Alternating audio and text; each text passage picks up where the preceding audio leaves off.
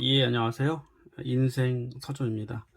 오늘 읽어드릴 책은 엄마의 하브르타 대화법. 저자는 김금선 소장님이시고요. 출판사는 위즈덤 하우스. 출간지는 2019년 10월 3일입니다. 김금선 소장님은 이제 하브르타 부모 교육 연구소를 운영하고 계시고요. 20년 넘게 하브르타 대화법에 대해서 널리 알리기 위해서 노력을 하고 계십니다. 하브르타 하면은 여러분들도 이제 한 번쯤은 들어보셨을 겁니다. 자녀를 이제 양육하시거나 키우시고 계신 부모님들이라면 한 번쯤은 들어보셨을 텐데, 하브르타 하면 떠오르는 것은 이제 질문이죠, 질문. 예. 그래서 질문식 대화를 통한 유대인의 교육은 굉장히 유명합니다. 자, 이 책에서 어떤 내용을 얘기하고 있는지 한번 조금 나눠보겠습니다.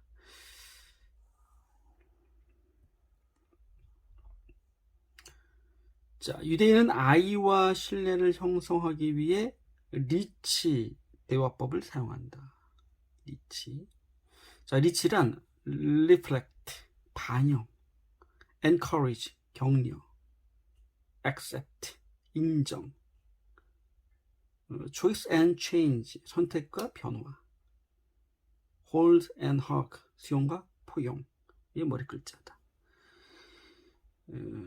리치라는 대화법이 이제 유대인들이 사용하는 대화법인데, 반영, 격려, 인정, 그리고 선택과 변화, 그리고 수용과 포용이라는 5가지 방식으로 대화를 한다라는 내용입니다. 자, 1번 반영입니다. 첫 번째 단계는 반영이다. 아이는 부모와 대화할 때 엄마 아빠의 반응을 살피며 더 이야기를 할지 말지 고민한다. 이 순간 아이의 감정을 과장해서 해석하거나 반대로 외면하지 말고 아이의 감정 그대로를 직접 느껴본다. 바로 반응하지 않고 몇 초 동안 아이가 겪고 있을 감정을 자신의 마음속에 불러일으키는 것이다. 아이는 부모가 자신의 말에 충분히 공감하고 있는지 유심히 살피며 이야기를 할 것이다. 부모는 몸짓과 표정과 눈빛을 통해 공감하고 있음을 아이에게 보여준다. 충분히 했다고 생각되면 다음과 같이 말한다. 내 기분을 알 것 같아. 자, 1번 반영에 대한 내용인데요. 여기서 핵심 키워드는 이제 공감이 아닐까 하는 생각이 듭니다.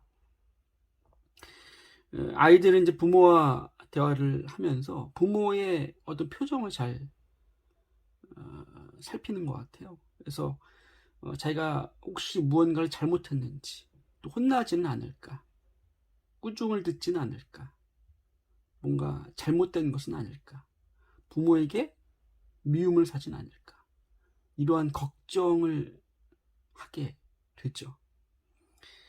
근데 그런 것들을 일단 아이들이 걱정하지 않게 충분히 공감을 해주려는 거고요. 여기 보시면은 몇 주 동안 아이가 겪고 있을 감정을 자신의 마음속에서 불러일으키는 것이다. 예, 아이의 감정을 충분히 부모가 느껴보는 첫 단계 반영이었습니다. 예. 이렇게 대화하려면 아이의 표정이나 아이의 마음을 충분히 살피면서 주의를 기울여서 대화하는 것이 중요하지 않을까, 그런 생각이 드네요.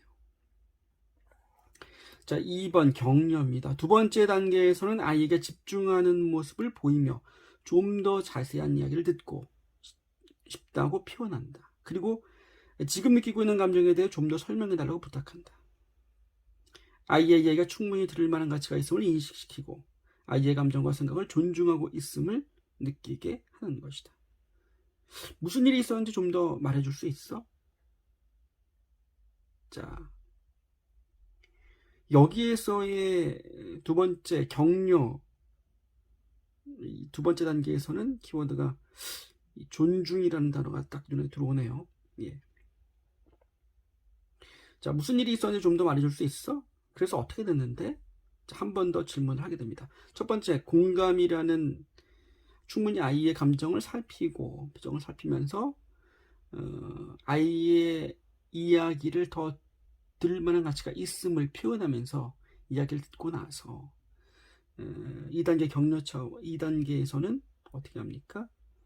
조금 더 주의를 집중해서 들으면서 예, 감정에 대해 좀 더 설명해 달라고 부탁한다. 부탁한다라는 건 뭡니까? 우리가 보통 동등한 위치에서 또는 윗사람에게 부탁을 하게 되지 않습니까? 그래서 존중을 하는 느낌을 전달하는 거죠.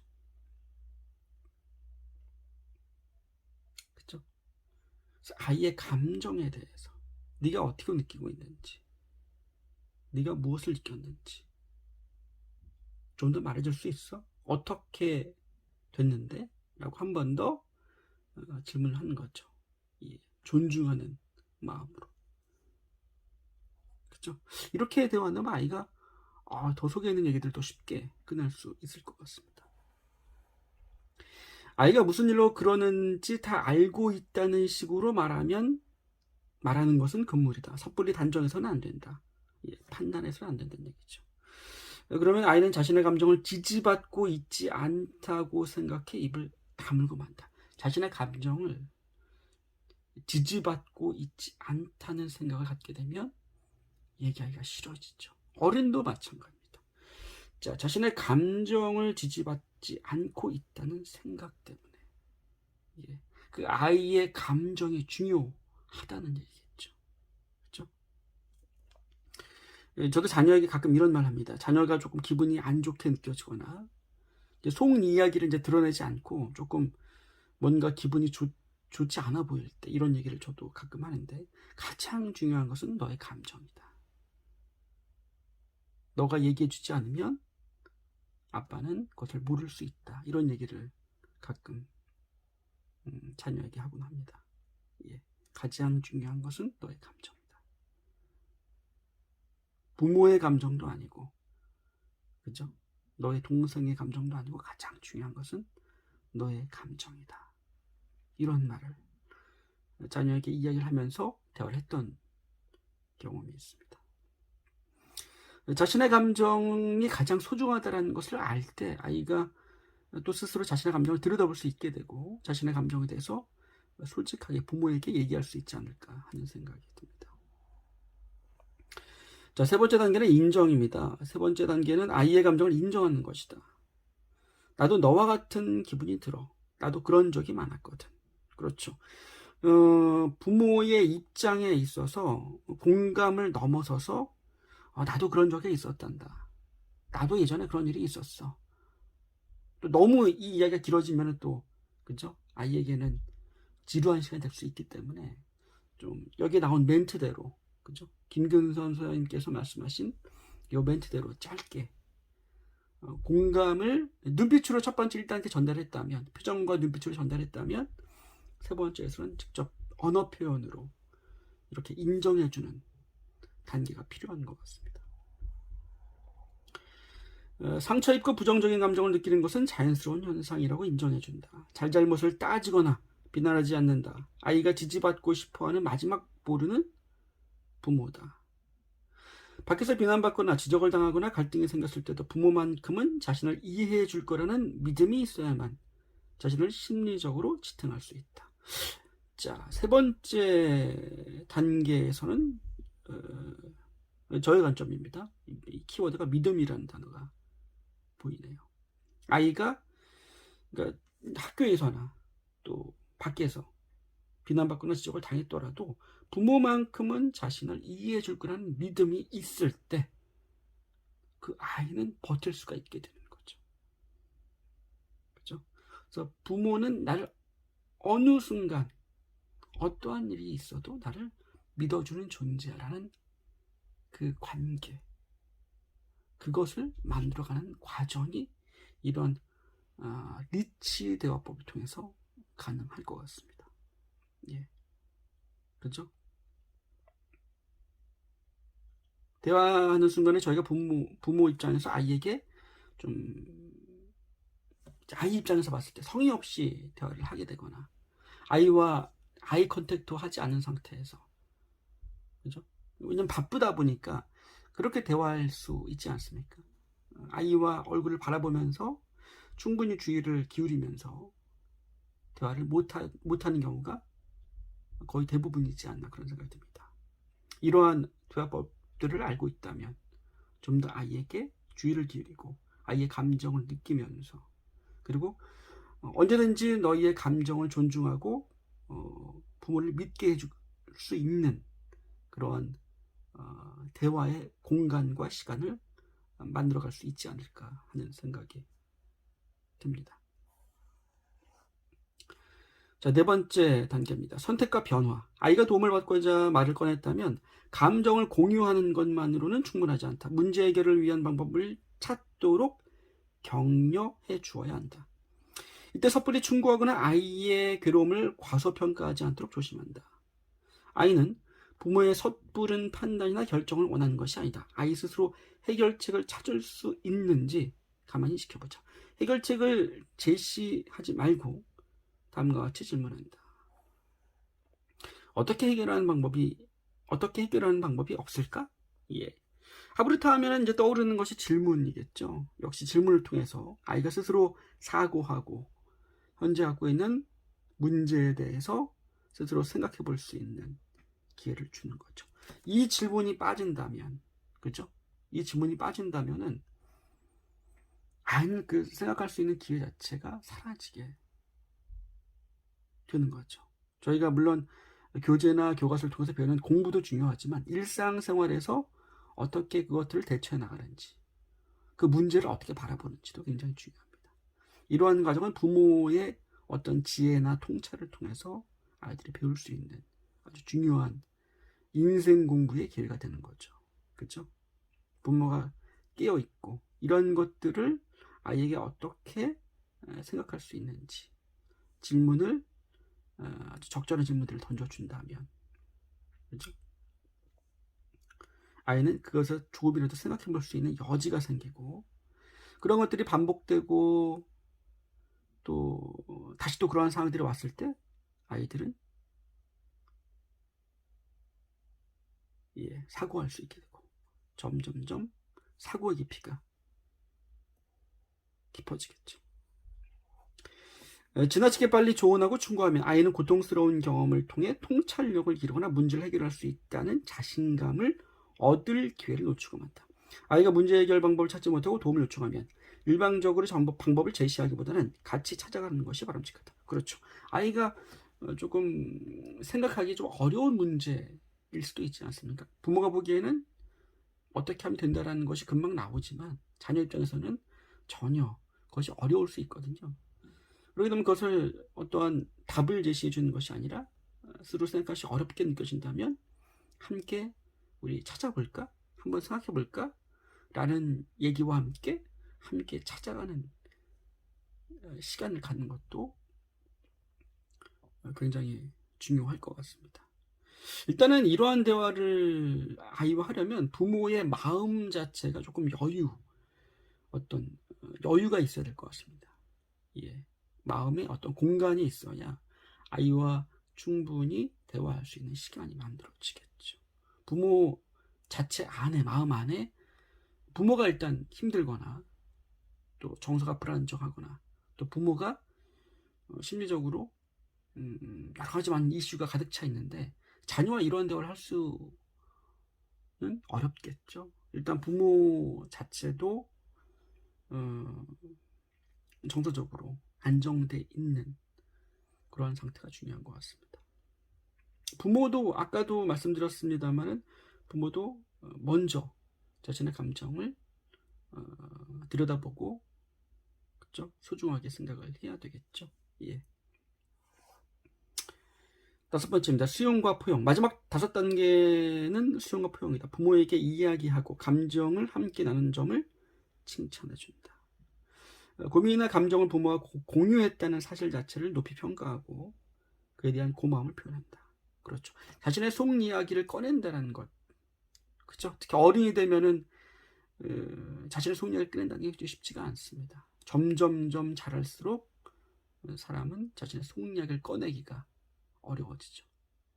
점점점 페르소나, 가면은 두터워지는 반면 자신의 속 이야기를 내비치거나 꺼내서 누구한테 아주 투명하게 얘기한다는 것이, 그럴 만한 친구가 한 명이라도 있어도 그죠, 그 사람은 살아가는데 굉장한 큰 지지를 받고 있는 느낌을 갖게 됩니다. 자, 자녀에게는 그러한 사람이 바로 부모라는 거죠. 예. 그래서 그러한 자신의 속마음을 투명하게 꺼낼 수 있다는 것도 용기가 필요하고, 또한 그렇게 얘기를 꺼내는 것이 그냥 단순하게 넘어가지 않게 부모가 그것에 대해서 칭찬해주고 또 칭찬을 넘어서 고마움을 표현한다는 것. 그럼 아이는 그죠? 책 중에 칭찬은 고래도 춤추게 한다라는 책이 있듯이, 이것이 내가 잘하고 있는 거구나. 자신의 감정을 표현하고, 어떻게 보니까 부모가 이러한 감정적인 속에 있는 얘기들을 꺼냈을 때 아이의 그 응축되어 있는 감정이 풀리죠. 그죠? 고민이 해결이 됩니다. 그러면서 마음이 가벼워지고 기분이 좋아지고, 또 거기에 따라서 부모의 칭찬을 받게 되면, 또 칭찬을 넘어서서 고마움을 표현해 준다면 그 아이의 정서 상태가 어떻게 바뀌겠습니까? 그렇죠? 부모와의 신뢰감을 넘어서서 굉장히 아이 자체만으로도 부모에 대한 고마움을 느끼게 되는 그런 순간이 되지 않을까 생각됩니다. 자, 털어놓고 이야기해줘서 고마워라는 이런 고마움의 표현을 꼭 해준다는 거죠. 이런 고마움에 대한 표현을 할 때 아이 또한 이럴 때 고맙다라는 표현이 이렇게 기분 좋게 만들 수 있구나라는 것을 배우게 되는 거죠. 그리고 자신이 어떤 사람에게 어떤 대화를 나눌 때도 고맙다라는 표현을 사용하게 되겠죠. 부모를 통해서, 대화를 통해서 배우게 된다는 겁니다. 예. 자, 5가지 단계 리치 대화법 알아봤는데요. 자, 1번부터 다시 한번 좀 제목만 훑어볼까요? 1번 반영이었고요. 자, 공감하면서 아이의 감정을 직접 느껴보면서 부모가 자신의 마음 속에서 불러일으키면서 아이의 이야기를 듣는 거죠. 예, 공감과 그리고 이제 경청을 해야 되겠죠. 자, 격려를 해주고요. 예, 조금 더 이야기를 해줄 수 있니? 라는 존중해주는 마음으로 격려하는 말을 건넵니다. 자, 인정을 충분히 언어로 표현해서 나도 그럴 때가 있었단다, 이렇게 얘기를 하게 되면 아이는 좀 안심이 되겠죠. 그렇죠? 선택과 변화, 그 꺼낸 문제에 대해서 스스로 생각해 볼 수 있는 질문을 던지는 단계입니다. 해결책을 제시하지 않고 아이가 사고할 수 있는 기회를 주는 거죠. 5번째는 수용과 포용입니다. 그래, 네가 그런 이야기를 해줘서 너무나 고맙다라는 표현을 통해서 이런 이야기를 부모와도 할 수가 있구나 라는 것을 느끼게 해주는, 리치 대화법 이제 단계는 어떻게 보면 이제 단순하지 않습니까? 1번부터 5번까지 5단계인데 이 방법만 저희가 부모가 충분히 기억을 하고 있고 아이와 대화할 때 놓치지 않고 적용해서 대화를 하시려고 노력한다면, 이제 언어도 이제 습관이지 않습니까? 처음에 이런 것들이 어색하거나 조금 어렵게 느껴질 수 있겠습니다만은 또 하다 보면은 그런 것들이 문화가 되고, 그죠? 또 쉬워지고, 또 감정을 조금 더, 예전에는 감정이 10이라면 2에서 3까지만 자신의 마음을 오픈했다면 그 다음에는 4에서 5까지 오픈을 하게 되고, 그래서 점차 관계가 좋아지고 유대 관계가 좋아지고 신뢰감이 생기는 그러한 관계로 발전할 수 있지 않을까 하는 생각이 듭니다. 그죠? 유대인들의 리치대합법이었습니다. 자, 마지막으로 이제 그 책에 보면은 이런 내용이 있습니다. 조금 부모에게 좀 부모의 모습을 좀 직면하게 만드는 그런 내용이었는데 이 부분 함께 공유하면서 오늘 인생 서점에 함께 리딩하는 시간을 여기서 마치도록 하겠습니다. 자, 잔소리는 가장 게으른 훈육 방법이다. 예, 이 질문부터가 좀 이렇게 콕 와닿지 않습니까? 자, 국제구호단체 세이브 더 칠드런과 서울대 사회복지연구소에서 아동의 행복감 국제 비교 연구 결과를 발표한 적이 있다. 한국을 비롯해 루마니아, 콜롬비아, 노르웨이, 이스라엘, 네팔, 알제리, 터키, 스페인, 에티오피아, 남아프리카 공화국, 독일 등 12개국 아동 42,567명을 대상으로 진행된 이 조사에서 한국 아동의 행복감 순위는 최하위를 기록했다. 뭔가 대책이 필요한 게 아닐까? 예. 12개국 중에서 최하위였다는 얘기입니다. 행복감이. 교육열은 세계, 그렇죠? 1위, 거의 뭐 상위권 아닙니까? 그렇죠? 근데 행복감은 최하위. 행복을 위한 공부가 되어야 하는데 그렇지 않다는 겁니다. 자, 즐겁게 공부하는 방법은 얼마든지 있다. 그러려면 잔소리가 아닌 대화가 선행되어야 한다. 물론 바쁜 일상에서 가족이 매일 모여 대화하기는 쉽지 않다. 그러나 적어도 일주일에 한 번 정도는 맛있는 음식을 놓고 마주 앉아 대화할 수는 있다. 유대인 가족은 매우 금요일이면 만찬을 준비해 온 가족이 모여 일주일 동안 수고한 것에 대한 칭찬의 시간을 갖는다. 특히 아빠는 자녀 앞에서 엄마의 수고에 대해 일일이 이야기하며 감사의 말을 전하고 엄마는 아빠에게 자녀들이 잘한 일들을 알리며 칭찬한다. 너무나 보기 좋은 모습이죠. 예, 아빠는 자녀 앞에서 엄마의 수고에 대해서 일일이 이야기하며 감사의 말을 전하고 엄마는 아빠에게 자녀들이 잘한 일들을 알리며 칭찬한다. 금요일 온 가족 식사 시간을 하나의 소중한 문화로 생각해 오랫동안 이어지고 있다. 식사가 끝나면 뒷정리 또한 모두가 함께하며 가족 구성원으로서 자기 역할을 해낸다. 그림이 그려지십니까? 예. 이러한 문화가 있는 것과 없는 것의 차이는 나중에 굉장히 큰 차이를 만들겠죠. 특히 자녀들의 그 정서적인 부분에 대해서. 자, 우리 엄마들은 자녀를 걱정하는 마음이 앞서서 아빠가 잘 못하는 점만 골라 얘기하는 경우가 종종 있다. 남편에 대해 지적할 부분이 있다면 나중에 따로 조용히 말하면 된다. 아빠들도 마찬가지다. 그죠? 아이들 앞에서 배우자의 흉을 보게 되는 경우가 발생하게 되는 거죠. 그러면 아이들은 그 부모에 대해서 신뢰감을 잃게 되겠죠. 가족이 모두 모였을 때는 서로 마음을 다해 칭찬만 하는 것이 부부는 물론 자녀들의 자존감 형성에도 좋은 영향을 미친다. 그럴 때 아이들은 자신의 길을 찾아 나선다. 굳이 공부하라고 잔소리를 할 필요가 없다.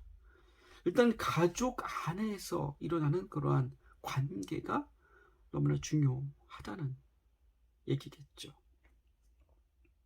그러한 자존감이 형성되게 되면 아이들은 건강한 그 자존감을 통해서 스스로 자신이 할 일을 찾게 된다. 예. 그러니까 부모, 가족 관계가 곧 아이들의 자존감으로 이어진다는 얘기입니다. 그죠? 부모와의 관계가 무엇보다 중요하다는 얘기입니다. 반면 아이들의 부족한 부분만 지적하며 반복적으로 말하면 아이들은 엄마의 말을 귀담아 듣기는커녕 잔소리로 치부한다.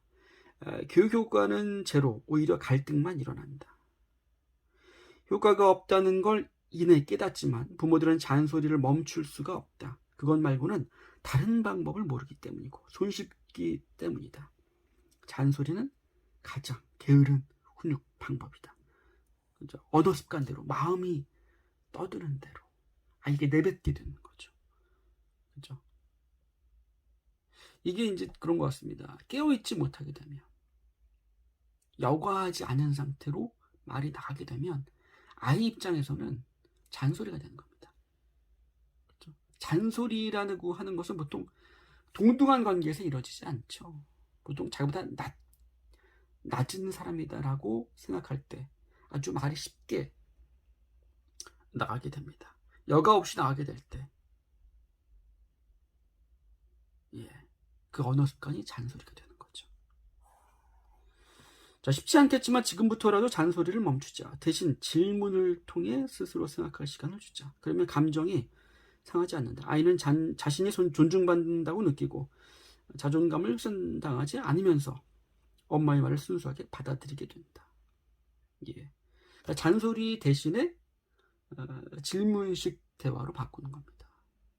그죠? 닫힌 질문과 또 열린 질문이 있죠. 질문에는 열린 질문으로 네, 아니요 이렇게 대답을 이끌어내는 닫힌 질문이 아닌 열린 질문을 통해서, 열린 질문을 하게 되면은 우리가 생각을 하게 되고, 질문하기 위해서 생각을 하게 되지 않습니까? 생각을 하려면은 어떻게 됩니까? 잔소리를 멈추게 되는 거죠.